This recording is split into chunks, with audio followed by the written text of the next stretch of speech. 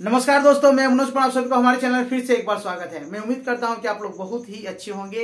इसी उम्मीद के साथ चलिए फिर से एक नए टॉपिक की ओर हम चर्चा करते हैं।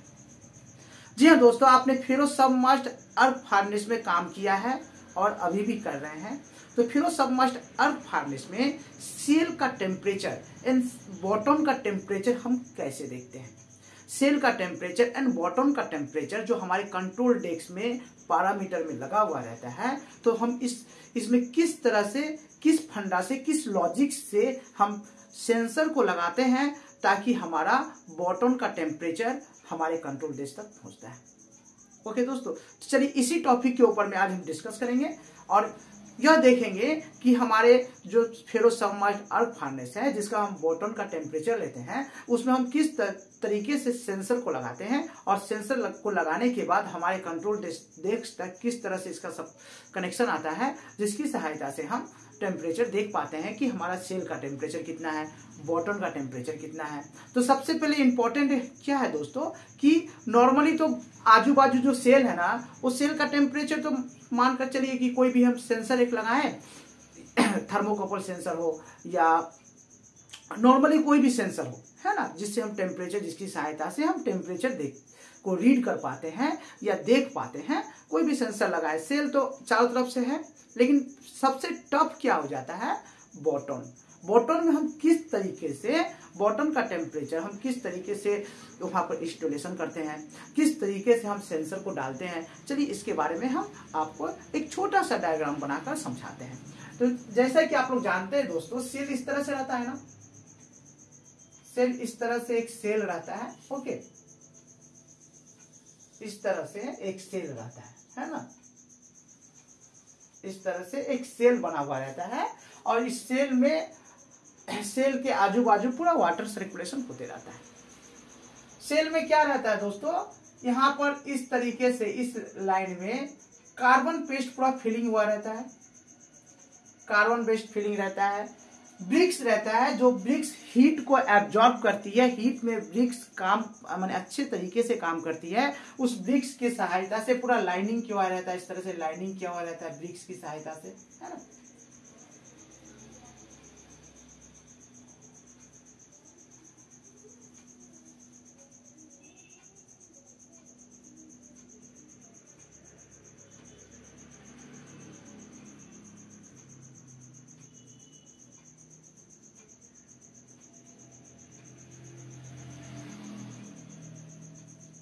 इस तरीके से पूरा ब्रिक्स से लाइनिंग किया हुआ रहता है चारों तरफ। उसके बाद कार्बन पेस्ट भी यहाँ फिलिंग किया रहता है। ओके, कैपेसिटी के अनुसार हमारे जितने फार्नेस, कितने फार्नेस के हम कैपेसिटी के हम फार्नेस बना रहे हैं, उस कैपेसिटी के अनुसार ओके यहाँ पर कार्बन पेस्ट और ब्रिक्स चारों तरफ फिलिंग किया हुआ रहता है। ब्रिक्स एंड कार्बन पेस्ट चारों तरफ फिलिंग किया हुआ रहता है ताकि हमारा ये सेल गल के निकल ना जाए, प्रॉपरली काम करे। क्योंकि इसका टेम्परेचर कितना रहता है दोस्तों, हम जो मेटल बनाते हैं उसका टेम्परेचर रहता है, उसका टेम्परेचर रहता है 1200 degree centigrade to 1600 degree centigrade. 1200 degree centigrade to 1600 degree centigrade तक हमारे इसके अंदर में मटेरियल गलता है, इसका टेम्परेचर रहता है। ये इसके अंदर में जो मटेरियल गलता है उसका टेम्परेचर है। ओके, हम किसका टेम्परेचर रीड करते हैं, सेल का टेम्परेचर। मान के चलिए इसके अंदर में 1200 डिग्री सेंटीग्रेड से लेकर 1600 डिग्री सेंटीग्रेड तक हमारा मटेरियल गल के बन रहा है। तो हमें इस सेल का टेम्परेचर, इसको जिसको मैंने बनाया, सपोज एक बर्तन है, बर्तन के अंदर में 3 इलेक्ट्रोड है ना, 3 इलेक्ट्रोड है।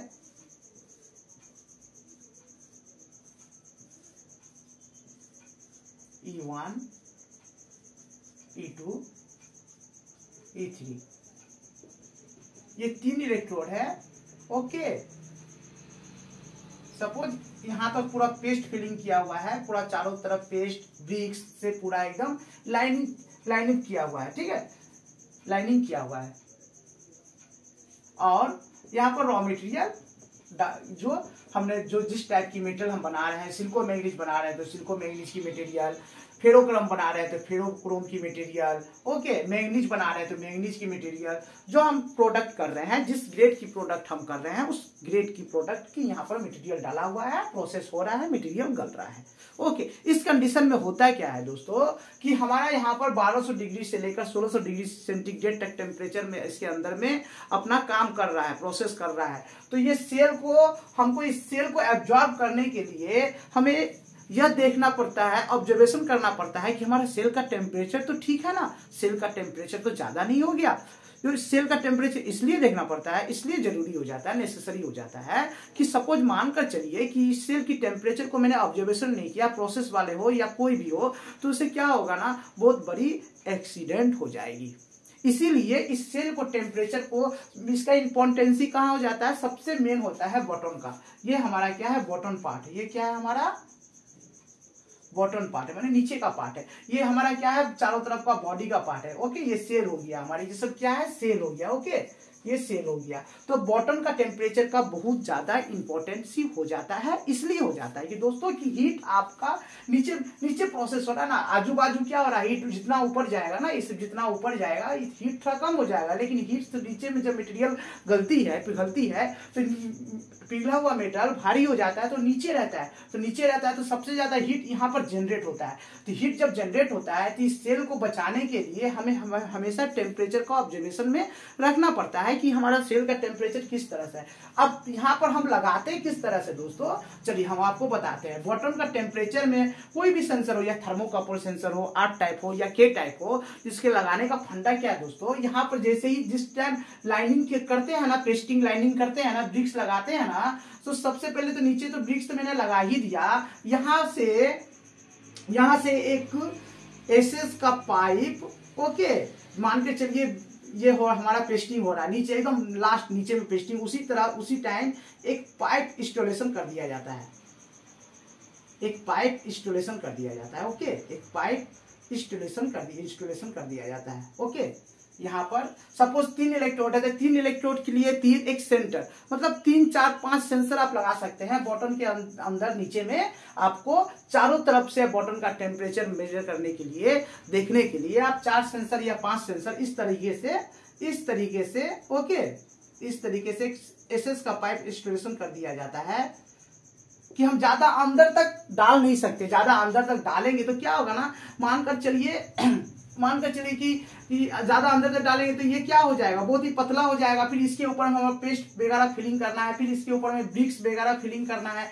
ओके, तो इस कंडीशन में हमें जस्ट यह देखना होता है दोस्तों कि हमारा जो सेल है, इस सेल के ऊपर ठीक मैंने 1/2 मीटर हो या सपोज 500 mm हो, इसके अंतराल में हमारा सेल का टेम्परेचर कितना डेवलप कर रहा है। सपोज मैंने ये जो एसएस लगाया हूँ, एसएस का पाइप लगाया हूँ, ये सपोज 300 के अंतराल में लगाया हूँ, 300 mm के अंतराल में लगाया। किसके नीचे, बॉटम से 300 mm अप की तरफ, बॉटम से 300 mm अप की तरफ, बॉटम से हमेशा 300 mm अप की तरफ। मतलब हमारा जो बॉटम का सेल का टेम्परेचर है वो 300 mm अंदर से ही हमें पता चल जाएगा कि बॉटम टेम्परेचर हमारा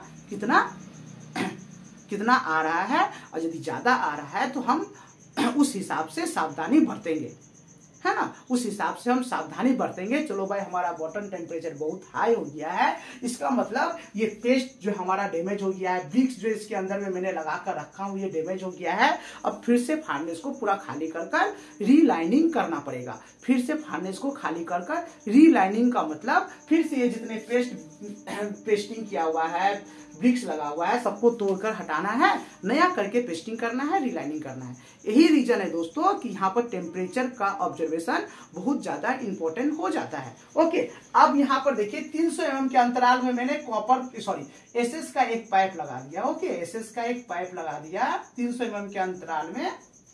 300 mm किसके अंतराल में, अंदर, मतलब सेल के अंदर में, बॉटम के नीचे ठीक सेल के अंदर में 300 mm के अंतराल में। और यहाँ पर मैंने क्या किया, थर्मोकपल सेंसर डाल दिया।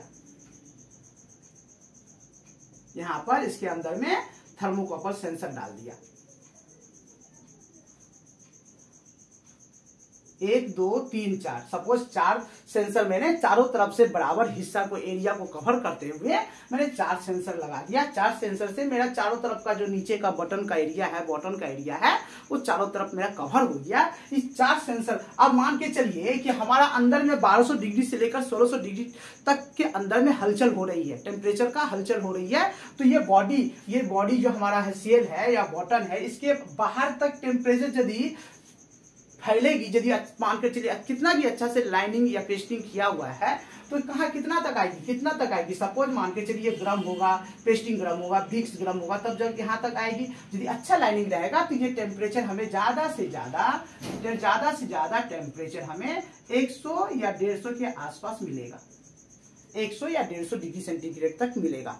मानकर चलिए 100 या 150 डिग्री सेंटीग्रेड तक यदि टेम्परेचर हमारा रहता है तो इस कंडीशन में हम इस सेल को बहुत ही बढ़िया मानेंगे, बहुत ही अच्छा मानेंगे। ये सेल हमारा प्रॉपर्ली काम कर रहा है। अंदर में 1200 डिग्री 1600 डिग्री टेम्परेचर हलचल करने के बाद भी, मटेरियल प्रोसेस करने के बाद भी हमारा टेम्परेचर 150 डिग्री सेंटीग्रेड के अंदर में ही सेल का जो टेम्परेचर है 150 डिग्री सेंटीग्रेड तक ठीक है।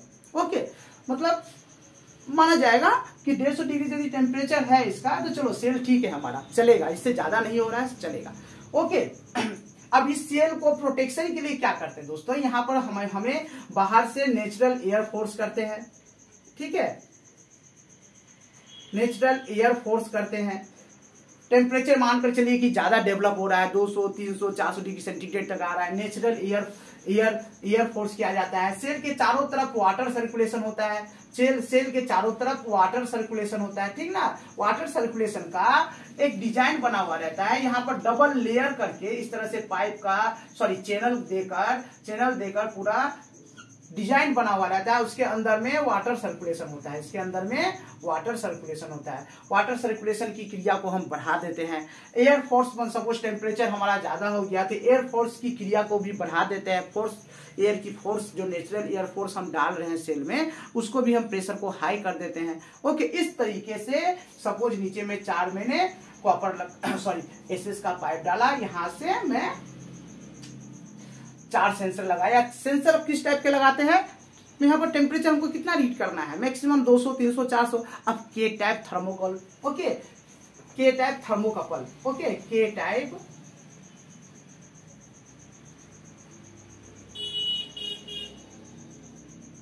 टाइप थर्मोकपल सेंसर आराम से लगा सकते हैं, क्योंकि इसका टेम्परेचर रीड कहां तक करेगा, 1000 डिग्री सेंटीग्रेड तक करेगा डेफिनेटली। तो हमें इसमें कोई डाउट ही नहीं है। आराम से के टाइप थर्मोकपल लगा दिए, लगाकर ये सेंसर से 2 वायर निकलेगा। 2 वायर निकालकर कंट्रोल डेस्क में जो हमारे पैरामीटर लगे हुए हैं, टेम्परेचर इंडिकेशन मीटर लगे हुए, इसमें कनेक्शन हो गया, हमें टेम्परेचर मिल रही है। ओके दोस्तों, तो इस फंडा से, इस लॉजिक से हम बॉटम टेम्परेचर के अंदर में क्या करते हैं, एसएस का पाइप डालते हैं, 300 mm का डालकर वहां पर फिक्स कर देते हैं। ओके, फिक्स कर यहाँ पर हम सेंसर लगाकर बॉटम टेम्परेचर रीड करते हैं। और सेल टेम्परेचर कैसे रीड करते हैं, सेल टेम्परेचर तो बाहर में है, इसके लिए तो कोई टेंशन ही नहीं है ना, सेल टेम्परेचर तो बाहर में है। चलो यहाँ पर क्या किए, हमारे एसएस टाइप के स्क्वायर टाइप के सेंसर आता है, जो डायरेक्ट ये सेल में वेल्डिंग हो जाता है, डायरेक्ट सेल में वेल्डिंग हो जाता है। ओके, चारों तरफ सेल में वेल्डिंग हो गया, इस तरह से सेल में वेल्डिंग हो जाता है। ये भी क्या रहता है, के टाइप थर्मोकपल रहता है। यहां से भी 2 वायर निकला, जाके पैरामीटर में कनेक्शन हो गया डायरेक्ट। तो इस तरीके से हम दोस्तों सेल एंड बॉटम का टेम्परेचर रीड करते हैं। और लगाने का फंडा मैंने आपको बता दिया, बॉटम में किस तरह से हम इसको लगाते हैं। ओके, अब आपके माइंड में कंफ्यूजन होगा दोस्तों कि हम कितना टेम्परेचर तक इसको चला सकते हैं। जस्ट मैंने भी कहा ना दोस्तों, 200 150 300 है ना, 300 तक हम जा सकते हैं, मैक्सिमम 300 तक जा सकते हैं। यदि 300 भी हमारे अंदर में कंट्रोल नहीं हो रहा है दोस्तों, तो हम इसको ठंडा करने के लिए नेचुरल एयर फोर्स करते हैं, वाटर सर्कुलेशन करते हैं, उसकी क्रिया को बढ़ाएंगे, प्रेशर को बढ़ाएंगे। उसके बाद भी कंट्रोल नहीं हो रहा है तो अपने मैनेजमेंट से बात करके, डिस्कशन करके ऑब्जर्वेशन, फुल्ली ऑब्जर्वेशन में इसको रखना है। ऑब्जर्वेशन में रखकर हम इस फर्नेस को फिर से रीलाइनिंग या पेस्टिंग के प्रोसेस में जाएंगे।